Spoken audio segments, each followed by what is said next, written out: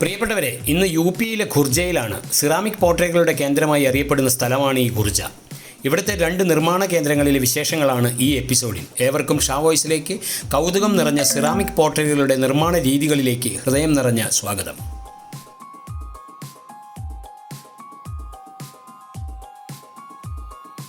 Ceramic ചട്ടികളുടെയും പാത്രങ്ങളുടെയും ഒക്കെ production കാണുന്നതിന് വേണ്ടി ഞങ്ങൾ എത്തിയത് ഖുർജയിലെ നവൽ സിറാമിക്സിലും ഒപ്പം വീനസ് ഹാൻഡിക്രാഫ്റ്റിലുമാണ്.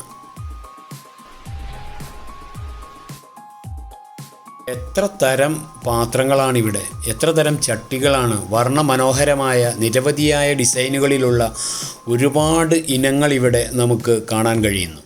ഇതൊരു നിർമ്മാണ കേന്ദ്രം എന്നുള്ളത് കൊണ്ട് തന്നെ അവരോട് ചോദിച്ചപ്പോൾ അവർ പറഞ്ഞത് 3000-ലേറെ ഡിസൈനുകൾ ഇവിടെ ഒരുക്കിയിട്ടുണ്ട് എന്നുള്ളതാണ്.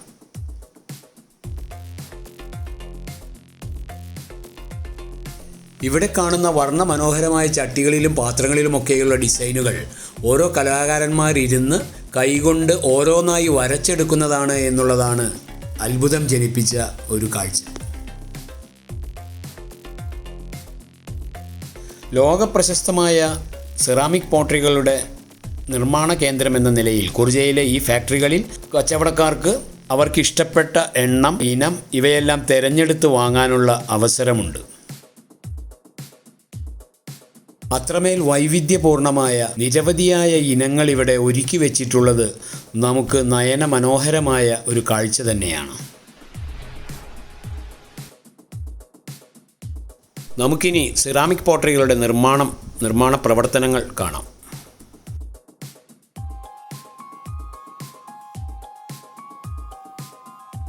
സിറാമിക് പോട്ടറികൾക്ക് ആവശ്യമായ ക്ലേ ഒരുക്കലാണ് ആദ്യപടി. Clay powder, quartz, potash feldspar, China clay and ball clay എന്നിവയൊക്കെ ഒരു പ്രത്യേക അനുപാതത്തിൽ മണിക്കൂറുകളോളം ഒരു മിക്സിംഗ് മെഷീനിലിട്ട് മിക്സ് ചെയ്തെടുത്താണ് നിർമ്മാണത്തിനാവശ്യമായ ക്ലേ രൂപപ്പെടുത്തിയെടുക്കുന്നത്. 2 തരത്തിലാണ് ക്ലേ ശരിയാക്കുന്നത്. ഒന്ന് ലായനി രൂപത്തിലും ഒന്ന് ഖര രൂപത്തിലും. 80% നിർമ്മാണം നടത്തുന്നതും ലായനി രൂപത്തിലുള്ള കളിമണ്ണ് ഉപയോഗിച്ചുകൊണ്ട് തന്നെയാണ്.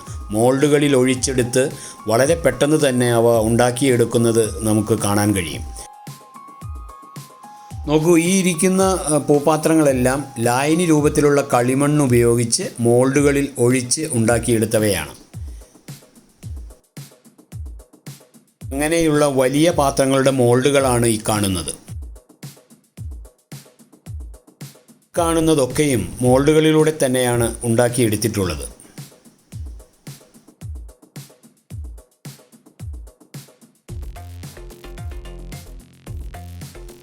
ഇവിടെ കാണുന്ന ഈ ചെറിയ മെഷീൻ ഉപയോഗിച്ചാണ് ഖരരൂപത്തിലുള്ള കളിമണ്ണ് ഉപയോഗിച്ച് പാത്രങ്ങൾ ഉണ്ടാക്കിയെടുക്കുന്നത്. ഇവിടെ ഒരു ഡൈ ഉപയോഗിച്ച് ഒരു മോൾഡ്, അതിൽ ആ ഡൈ വെച്ച് അതിൽ കളിമണ്ണ്, കുഴച്ച കളിമണ്ണ്, ഖരരൂപത്തിലുള്ള കളിമണ്ണ് നിക്ഷേപിച്ച് ഒരു ചെറിയ ലിവർ താഴ്ത്തിക്കൊണ്ടാണ് അതിലെ ഈ ചെറിയ പാത്രങ്ങൾ രൂപപ്പെടുത്തിയെടുക്കുന്നത്. ചെറിയ മൂടികളും മറ്റുമാണ് ഇതിലൂടെ ഉണ്ടാക്കിയെടുക്കുന്നതായിട്ട് നമുക്ക് കാണാൻ കഴിയുന്നത്. ലായനി രൂപത്തിലുള്ള കളിമണ്ണ് ഉപയോഗിച്ച് പാത്രം നിർമ്മിക്കുന്ന മോൾഡുകളാണ് ഇവിടെ കാണുന്നത്.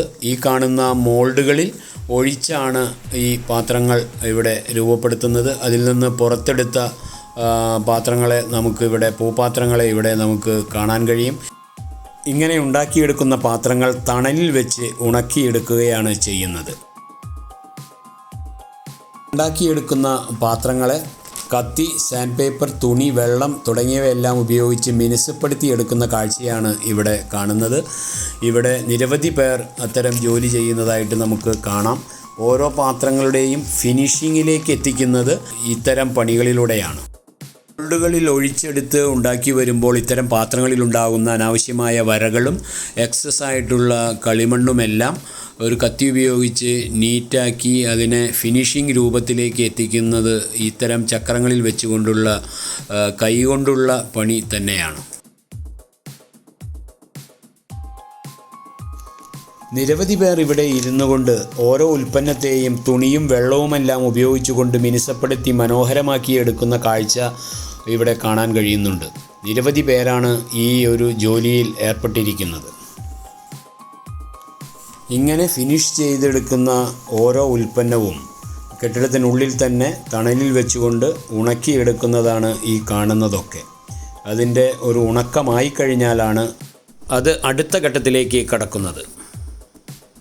ഇതാ നോക്കൂ, ഒരു മോൾഡിൽ നിന്ന് ലായനി രൂപത്തിലുള്ള ക്ലേ ഒഴിച്ചുണ്ടാക്കിയ ഒരു ചട്ടി ഇങ്ങനെയാണ് വേർപ്പെടുത്തി എടുക്കുന്നത്. ഇവ പിന്നീട് കെട്ടിടത്തിനുള്ളിലെ തണലിൽ വെച്ച് തന്നെ ഉണക്കിയെടുക്കുന്നു. പെയിൻറ്റിംഗ് ആണ് അടുത്ത ഘട്ടം.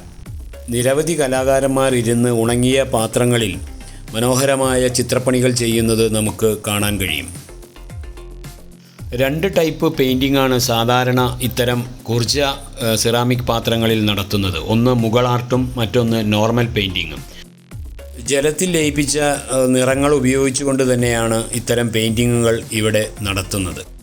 നമ്മുടെ തീന്മേശകളിലെ ഭംഗിയേറിയ പാത്രങ്ങളായും വീടിനകത്തെയും പുറത്തെയും അലങ്കാര ചെടികൾക്കാവശ്യമായ ചട്ടികളായും ചെറുതും വലുതുമായ ഫ്ലവർ വേസുകളായും കൗതുക വസ്തുക്കളുമായും വരുന്ന സെറാമിക് പോട്ടറികളുടെ നിർമ്മാണത്തിലെ ഏറ്റവും മനോഹരമായ കലാപരമായ രംഗമാണ് അവയിലെ പെയിൻറ്റിംഗ്.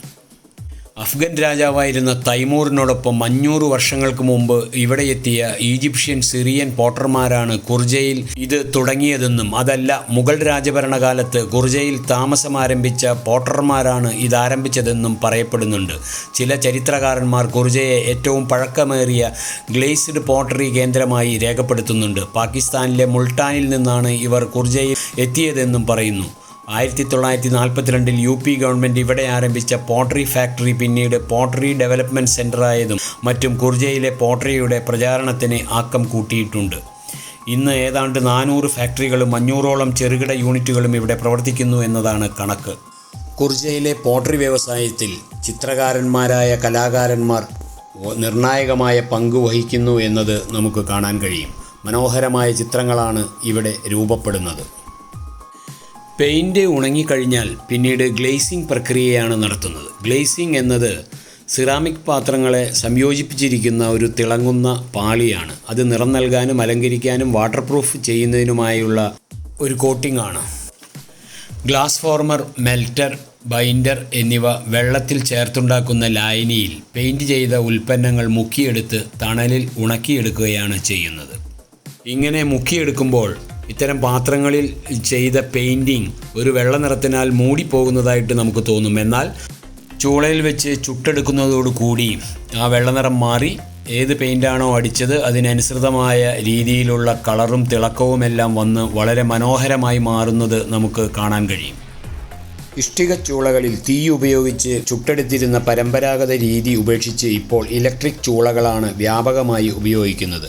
1200 ഡിഗ്രി വരെ ചൂടാക്കപ്പെടുന്ന ചൂള വിവിധ ടൈപ്പ് ഫിനിഷിങ്ങുകൾക്ക് വിവിധ സമയക്രമമാണ് ഉപയോഗിച്ചു വരുന്നത്.